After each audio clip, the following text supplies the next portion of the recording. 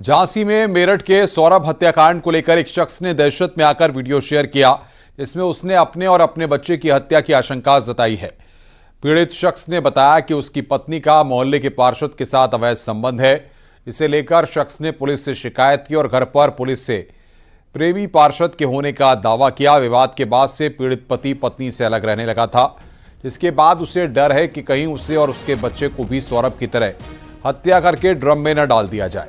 शख्स ने video share कर मदद की गुहार लगाई है। बता दें कि शख्स ने आरोप लगाया कि वो कई बार अपनी पत्नी को दूसरे शख्स से चैट करते पकड़ चुका है। पत्नी उसे मारने और खुद सुसाइड करने की धमकी देती है। केवल ये चाहता हूँ कि मेरी पत्नी को जिसके साथ रहना हो रहे, मुझे कोई फर्क नहीं पड़ता, लेकिन मेरे बच्चे को कुछ नहीं होना चाहिए। मेरा बच्चा मुझे मिल जाए, उसको नाजायज संबंध रखने हैं किसी के साथ रखे, क्योंकि अभी तक तो मुझे शक था, अब क्लियर हो गया है कि वो ऐसी ही है। और इसके पहले भी मैं कई बार उसको पकड़ चुका हूँ, रात में किसी न किसी से बात करते हुए कई बार समझा चुका हूँ। हर बार मैंने माफ़ किया है, इग्नोर किया है, लेकिन उसने कभी भी आज तक अपनी गलती नहीं मानी। हमेशा मेरे ऊपर ही प्रेशर बनाती रही और मेरे घर वालों को दहेज हिंसा और घरेलू हिंसा के मामले में फंसाने की धमकी देती रही और खुद आत्महत्या करने की धमकी देकर मुझको चुप करा लेती थी। फैसला होगा, मुझे मंजूर है, लेकिन मुझे अब इसके साथ नहीं रहना है, क्योंकि अब मुझे भरोसा नहीं है। हो सकता है अगर मैं इसके साथ रहने का प्रयास भी करता हूँ तो कल के दिन मेरा भी बॉडी जो है या मेरे बच्चे की बॉडी किसी ड्रम में मिले।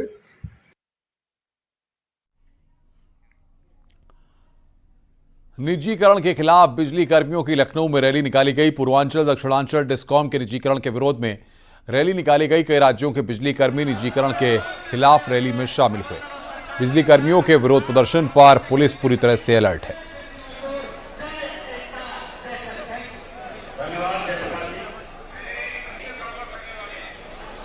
तो कई राज्यों के बिजली कर्मी यहां पर शामिल हुए। कर्मचारियों ने रैली निकालकर विरोध प्रदर्शन किया। रैली को लेकर पुलिस पूरी तरह से अलर्ट दिखाई दी। लखनऊ में बिजली कर्मियों का प्रदर्शन हुआ। कर्मचारियों ने रैली निकालकर विरोध किया है।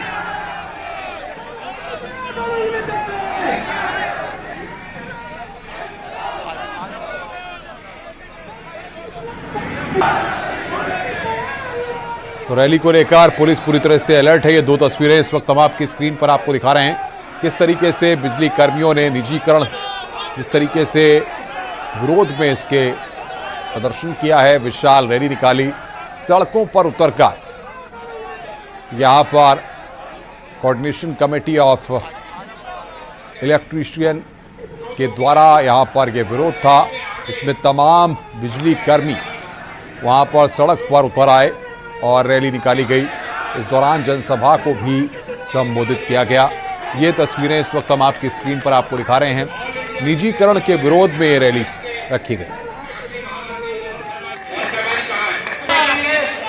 किन मुद्दों को लेकर विरोध किया गया? केवल निजीकरण, उसके विरोध में रैली है और रैली के बाद आंदोलन के कार्यक्रमों का ऐलान है। इस दौरान सर आप देख रहे हैं, नारा लगा रहे हैं ऊर्जा मंत्री मुर्दाबाद, लेकिन मुख्यमंत्री योगी आदित्यनाथ जिंदाबाद। इसके पीछे जिंदाबाद क्योंकि मुख्यमंत्री पर बिजली कर्मियों का विश्वास है, ऊर्जा मंत्री पर विश्वास समाप्त हो गया।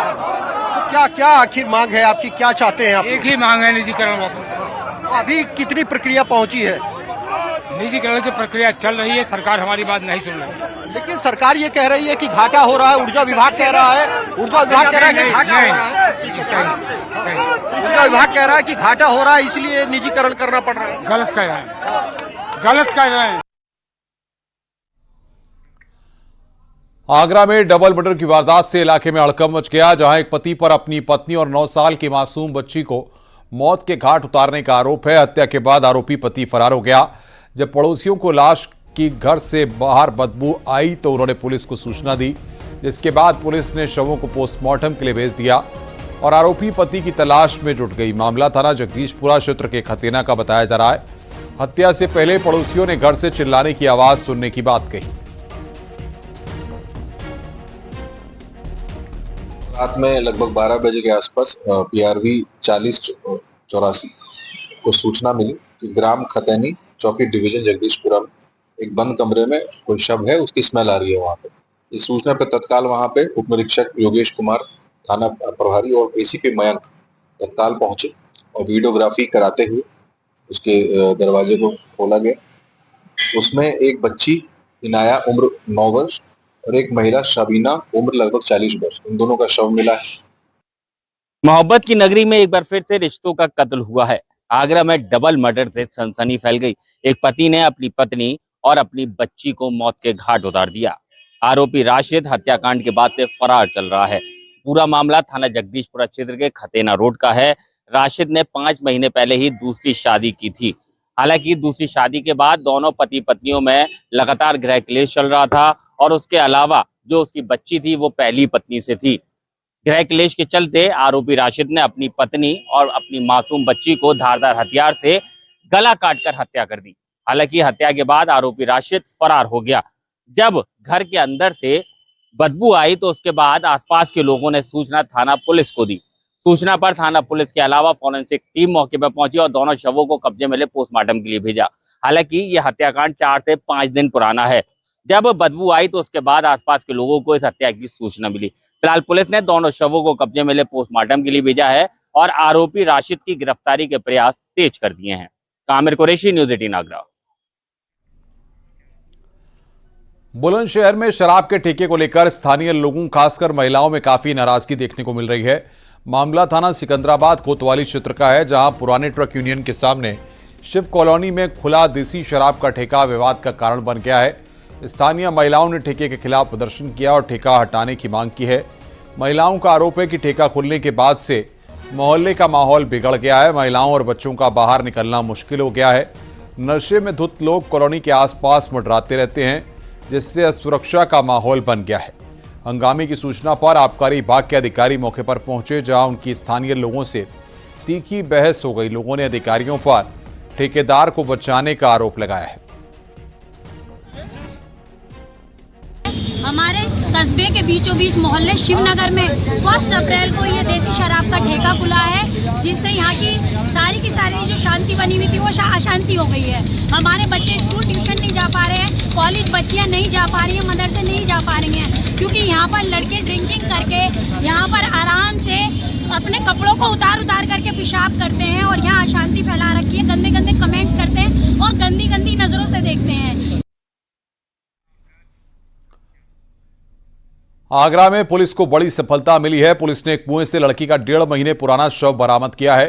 प्रेमी ने अपनी प्रेमिका की हत्या करके शव को कुएं में फेंक दिया था। पुलिस ने आरोपी प्रेमी को भी गिरफ्तार कर लिया है। मामला ताजगंज थाना क्षेत्र का है। एकता चौकी क्षेत्र की रहने वाली एक लड़की की गुमशुदगी परिजनों के दर्ज कराई थी। इसके बाद पुलिस जांच पड़ताल में जुट गई है। जांच में पता चला है कि लड़की के प्रेम संबंध संभल के भीमसेन यादव से थे। पुलिस ने भीमसेन यादव को हिरासत में लिया, पूछताछ की, जिसके बाद उसने सच्चाई कबूल की। सूचना के क्रम में जब जांच की गई तो ये पता चला कि महिला जो थी वो अपने एक जानने वाले व्यक्ति, जिसका नाम भीमसेन है, नौबरी गांव का निवासी है, उसके साथ गई थी और उसी व्यक्ति ने 15 मार्च को उसके साथ उसकी मृत्यु कारित करी और उसे नौबरी गांव के पास ही एक कुएं में उसकी बॉडी को डंप कर दिया था। उसके ऊपर मिट्टी डाल दी थी बॉडी के ऊपर। जब विवेचना के दौरान ये बातें संज्ञान में आई सीडीआर और सर्वेलेंस के माध्यम से, तो हमने जो अभियुक्त है उसको हिरासत में लिया। उसकी निशानदेही पर ये शव बरामद कर लिया गया है। शव को पोस्टमार्टम के लिए भेज दिया गया है। इसमें अग्रिम विधिक कार्रवाई की जा रही है। श्रावस्ती में इंडो नेपाल बॉर्डर पर एसएसबी और श्रावस्ती पुलिस ने एक अफीम तस्कर को गिरफ्तार किया। तलाशी के दौरान आमिर अहमद के पास से 4.5 किलो अफीम बरामद हुई है। तस्कर आमिर अहमद शामली का रहने वाला है और वो अफीम की खेप की डिलीवरी नेपाल देने जा रहा था। उसी दौरान बॉर्डर पर गश्त कर रही टीम ने इसको दबोच लिया। इसके ऊपर मादक पदार्थों की तस्करी के कई मुकदमे दर्ज हैं। पकड़ी गई अफीम की कीमत अंतर्राष्ट्रीय मार्केट में 45 लाख रुपए बताई जा रही है। मुखबिर की सूचना पर एक व्यक्ति को पकड़ा गया, जिसके पास से 4.5 किलो अफीम बरामद हुई है, जिसकी अंतर्राष्ट्रीय कीमत लगभग 45 लाख रुपए है। इससे पूछताछ में पता चला है कि ये पहले भी रामपुर से 2022 में जेल जा चुका है, इसे अफीम और चरस के मामले में। और ये मूल रूप से कैराना शामली का रहने वाला है। इसका आपराधिक इतिहास है और इसको जिस टीम ने पकड़ा है उनको उचित पुरस्कार की घोषणा की है। इटावा में शादी के सिर्फ 2 महीने में ही महिला ने फांसी लगाकर जान दे दी। महिला के शव को पोस्टमार्टम के लिए भेज दिया गया है। महिला ने एक सुसाइड नोट भी छोड़ा है जिसमें आत्महत्या को लेकर किसी को जिम्मेदार नहीं बताया है और जान देने के लिए खुद को दोषी माना है। परिजनों का कहना है कि उन्हें भरोसा नहीं हो रहा कि उसने खुदकुशी की है। पुलिस मामले की तफ्तीश में जुटी हुई है। जिसका नाम उषा, पत्नी अमित कुमार, उम्र करीब 22 वर्ष, ने पंखे से लटककर आत्महत्या कर ली है। इस सूचना पर मैं स्वयं थाना पुलिस, फील्ड यूनिट और मजिस्ट्रेट के द्वारा जाकर पंचनामे की कार्रवाई पूर्ण करके शव को पोस्टमार्टम हेतु भिजवाया गया है। इसके पास से ही एक सुसाइड नोट भी बरामद हुआ है जिसमें मृतका के द्वारा लिखा गया है कि मेरे सुसाइड से कोई हंसे नहीं, ना मेरे घर वाले ना ससुराल वाले, मुझे अपनी लाइफ पसंद नहीं इसलिए मैं सुसाइड कर रही हूँ।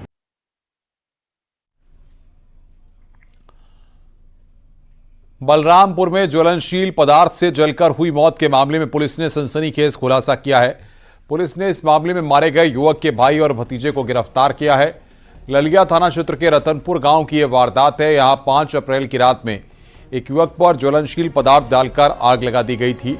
उसे गंभीर हालत में लखनऊ ट्रामा सेंटर भेजा गया जहां इलाज के दौरान उनकी मौत हो गई। पुलिस ने मामले में छानबीन शुरू की तो चौंकाने वाला मामला सामने आया। पुलिस के मुताबिक जमीनी विवाद में मृतक के भाई ने अपने बेटे के साथ मिलकर सगे भाई की जान ली थी।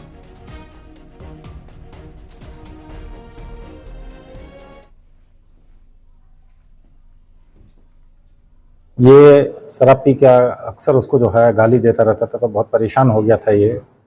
जब उसको जो है डेली गाली देना शराब पी के, उसी से तंग आकर फिर जो है ये उसको एक दिन मौका इसको पाया, चूँकि वो शराब वराब पीने का आदी था, तो इसने देखा कि वो नशे की हालत में है। वो नशा करके अपना चारपाई पे बैठा हुआ है। उसी समय इसने जो है ज्वलनशील पदार्थ डाल दिया और उसमें जला दिया। खबर में कारों की बिक्री तेजी के साथ बढ़ी है। पिछले वित्त वर्ष के दौरान प्रदेश में 4.43 लाख कारों की बिक्री के साथ दूसरे स्थान पर पहुंच गया है। वहीं महाराष्ट्र 4,68,000 कार बेचकर पहले स्थान पर रहा। राजस्थान, मध्य प्रदेश, कर्नाटक और तमिलनाडु उत्तर प्रदेश से बहुत पीछे छूट गए हैं।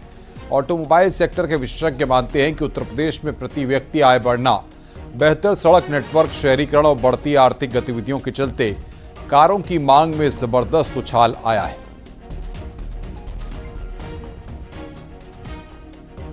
उत्तर प्रदेश ने कार बिक्री में ज़बरदस्त छलांग लगाते हुए फाइनेंशियल ईयर 2024-25 में 4,43,000 कारों की बिक्री के साथ देश में दूसरा स्थान हासिल किया है। वहीं महाराष्ट्र 4,68,000 कारों की बिक्री के साथ पहले स्थान पर बना हुआ है। इस तरह से यूपी महज 25,000 कारों के अंतर से महाराष्ट्र से पीछे है।